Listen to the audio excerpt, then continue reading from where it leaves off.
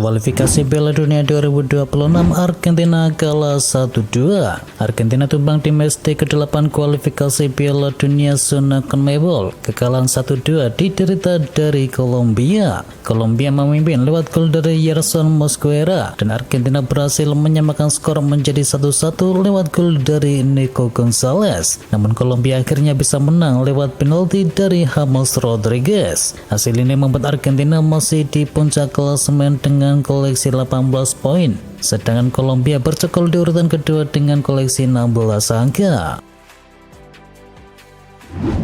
Jepang di kualifikasi Piala Dunia 2 laga bikin 12 gol. Jepang begitu mengerikan di kualifikasi Piala Dunia 2026. Samurai Biru mampu bikin 12 gol tanpa kebobolan dalam 2 laga. Jepang terakhir membantai Bahrain 5-0 pada match yang kedua. Kemenangan besar menunjukkan begitu mengerikannya Jepang di dalam grup C. Pada laga pertama mereka juga menang besar dengan skor akhir 7-0 saat menjamu Cina, dan Jepang kini memuncaki klasemen grup C dengan raihan 6 angka. Calvin Verdong beri resaman di pertahanan Garuda. Calvin Verdong kukuh mengawal lini belakang timnas Indonesia saat bersua dengan Australia. Kerja keras dan ketenangannya memberikan resaman di pertahanan Garuda. Dipasang sebagai bek kiri, Verdong tampil Spartan untuk Indonesia. Tak hanya tangguh di lini belakang, Verdong juga sesekali membantu mengalirkan bola ke depan. Performa top dari Calvin Verdong membuatnya jadi pemain dengan rating tertinggi di SofaScore. Jebolan Akademi Venot ini meraih skor 7,9 dan mengungguli Martin Paes dengan koleksi 7,5. Jadwal Indonesia di kualifikasi Piala Dunia 2 laga away menanti. Timnas Indonesia masih akan melanjutkan petualangannya di putaran ketiga kualifikasi Piala Dunia 2026. Garuda akan melakukan laga tandang ke markas Bahrain dan juga China. Laga Bahrain versus Indonesia dijadwalkan pada tanggal 10 Oktober. Selepas melawan Bahrain, Indonesia terbang ke Cina dalam match yang keempat, dan duel kontra negeri tirai bambu tersebut berlangsung di tanggal 15 Oktober. Di atas kertas, Indonesia menjadi underdog dalam 2 laga, namun bukan berarti Merah Putih tak menyiapkan kejutan menarik. Timnas Indonesia naik peringkat lagi. Timnas Indonesia naik peringkat lagi di ranking FIFA. Mengutip laman dari Football Ranking, Timnas Indonesia naik 1 posisi lagi ke peringkat 129 dunia setelah di lega lain Malawi kalah 1-3 dari Burkina Faso. Saat ini perolehan angka Timnas Indonesia di ranking FIFA adalah 1124,18 poin. Timnas Indonesia tercatat mendapatkan 8,57 poin setelah bermain imbang dengan Australia. Tambahan poin tersebut melesatkan timnas Indonesia dari peringkat 132 ke 129. Fans Australia tuntut pemecatan Graham Arnold usai diimbangi oleh Indonesia. Australia kembali gagal meraih kemenangan di kualifikasi Piala Dunia 2026 usai diimbangi oleh Indonesia. Fans dari Socceroos meminta pelatih Graham Arnold untuk dipecat. Fans Australia mengungkapkan kekecewaannya mereka gagal meraih kemenangan atas Indonesia di media sosial. Banyak diantaranya yang mengecam kepemimpinan pelatih dari Graham Arnold hingga memintanya untuk dipecat. UEFA Nations League Belanda versus Jerman berakhir imbang 2-2. Tidak ada pemenang antara duel timnas Belanda versus Jerman di ajang UEFA Nations League. Kedua tim bermain imbang 2-2. Belanda unggul lebih dahulu lewat gol dari Thierry Reinders, dan Jerman kemudian menyamakan kedudukan lewat gol dari Dennis Undav. Tim tamu berbalik unggul jelang turun minum. Joshua Kimmich mencetakkan gol kedua bagi Jerman, dan Belanda kemudian berhasil menyeimbangkan skor di 5 menit babak kedua berjalan, di mana Denzel Dumfries yang mencetakkan gol penentunya. Hasil imbang ini tak mengubah posisi klasemen dari grup C. Jerman masih di puncak klasemen dengan koleksi 4 poin, unggul selisih gol dari timnas Belanda yang berada di bawahnya.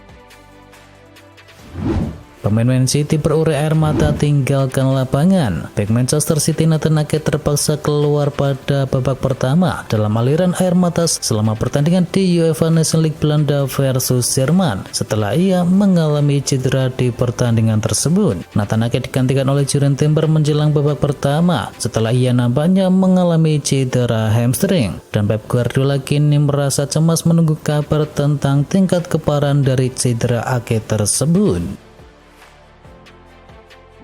Harry Kane takjub meraih 100 caps bersama timnas Inggris. Harry Kane menjalani milestone istimewa saat timnas Inggris menghadapi timnas Finlandia pada matchday kedua UEFA Nations League. Laga itu menjadi penampilan ke-100 penyerang yang sejak musim lalu membela Bayern Munchen tersebut. Harry Kane sebelumnya sempat diragukan untuk menjalani penampilan ke-100 bersama timnas, namun akhirnya semua itu terbayar dengan manis karena mampu mencetakkan 2 gol dan membawa The Three Lions menjaga rekor apik tak pernah kalah dari Finlandia.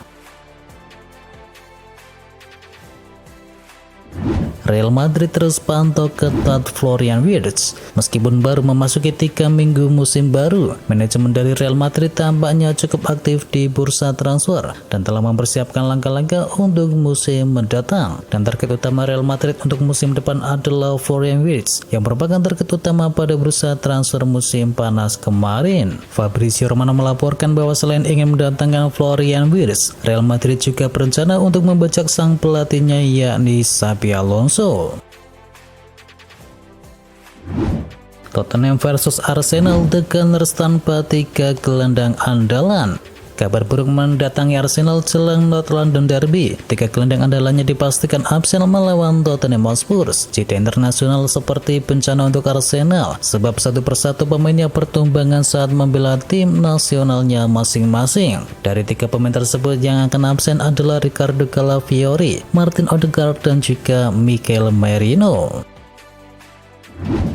Tak bisa tangani Ronaldo, Erik ten Hag disebut bodoh. Jurnalis Inggris yakni Piers Morgan menilai Cristiano Ronaldo jauh lebih baik daripada penyerang Manchester United saat ini. Ia pun menyebut bahwa Erik ten Hag bodoh karena tidak bisa menanganinya dan membiarkan sang mega bintang pergi. Meskipun sudah tidak muda lagi, Ronaldo masih tetap penyerang yang berbahaya. Ia pun menyebut bahwa ten Hag bodoh karena telah melepasnya. Morgan juga yakin kalau ten Hag memiliki kecenderungan tidak mampu menangani pemain-pemain top yang ada di dalam skuad dari Manchester United. Transfer Raheem Sterling ke Arsenal dianggap tak masuk akal. Raheem Sterling sekarang sudah berseragam Arsenal dan mantan pemain Chelsea yakni Scott Minto menganggap keputusan The Blues melepas Sterling ke Arsenal tidaklah masuk akal. Minto tidak percaya dengan transfer dari Raheem Sterling. Pasalnya Sterling gagal bersinar di Chelsea dan tiba-tiba pindah ke Arsenal. Itu konyol, maksud saya itu adalah benar-benar konyol, ujar dari Pinto. Bagaimana mungkin seseorang tidak cukup bagus untuk Chelsea? Ngomong-ngomong, dia tidak hebat untuk Chelsea, tetapi Arsenal tiba-tiba bersedia untuk mendatangkannya, lanjut dari Minto. Jual Conor Gallagher, Chelsea disebut melakukan kesalahan besar. Mantan pemain Chelsea William Gallas menyebut The Blues telah melakukan kesalahan besar dengan menjual Conor Gallagher pada bursa transfer musim panas. Menjual Gallagher adalah salah satu kesalahan besar. Saya tidak tahu mengapa klub memutuskan untuk menjualnya. Gallas pun tak habis pikir dengan mantan klubnya yang memutuskan untuk menjual pemimpin tim. Menurutnya Gallagher sangat penting untuk Chelsea. Chelsea disebut bakal kejar kembali Victor Osimhen pada bulan Januari. Chelsea gagal mendapatkan Victor Osimhen di bursa transfer Januari kemarin, dan John Obi Mikel meyakini kalau The Blues akan kembali mengejar Osimhen di bulan Januari mendatang. Mikel menegaskan jika Chelsea memulai pembicaraan lebih awal, maka mereka pasti akan mengamankan Osimhen di musim panas ini. Manchester United hidupkan kembali ketertarikan kepada bintang Everton. MU dilaporkan tengah menyusun rencana untuk bisa menghidupkan kembali usaha mereka mendatangkan bek Everton. Manchester United dilaporkan tengah menyusun rencana untuk menghidupkan lagi usaha mereka mendaratkan bek Everton yakni Jarrad Brentford pada bursa transfer musim panas tahun depan. Dilansir dari Manchester Evening News, ketertarikan United kepada Brentford pun rupanya belum sepenuhnya padam. Walau sudah membeli Leny Yoro dan juga De Ligt, United dikabarkan masih ingin mencoba untuk bisa menambah amunisi bek tengah di tahun depan. Laporte akui ingin kembali ke Eropa. Bek top Spanyol yakni Aymeric Laporte akan mempertimbangkan tawaran kembali bermain di Eropa. Kontrak Laporte dengan timnya Cristiano Ronaldo baru akan habis 2 tahun lagi. Namun Laporte belakangan ini ramai dikaitkan dengan kepindahannya ke Real Madrid. Los Blancos diyakini sedang mencari pemain belakang berpengalaman setelah kehilangan Nacho Fernandez.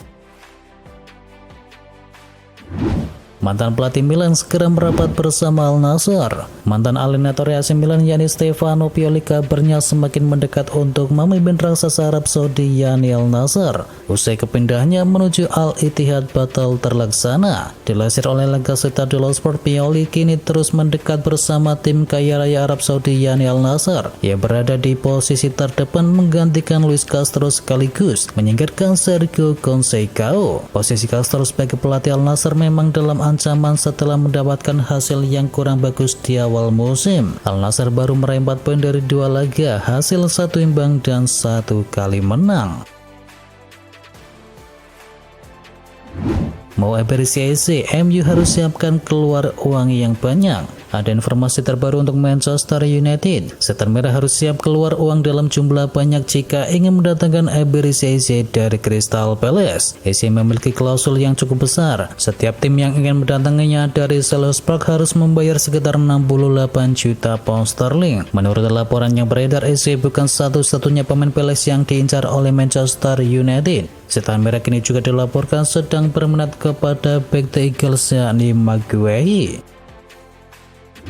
Mauricio Pochettino resmi jadi pelatih baru timnas Amerika Serikat. Pochettino telah resmi ditunjuk sebagai pelatih kepala timnas Amerika Serikat yang baru menyusul kebergantian dari Greg Berhalter. Berhalter dipecat setelah gagal dalam kampanye di kandang sendiri pada ajang Copa America. Pochettino kini telah setuju untuk memimpin Amerika saat mereka menjadi tuan rumah Piala Dunia 2026.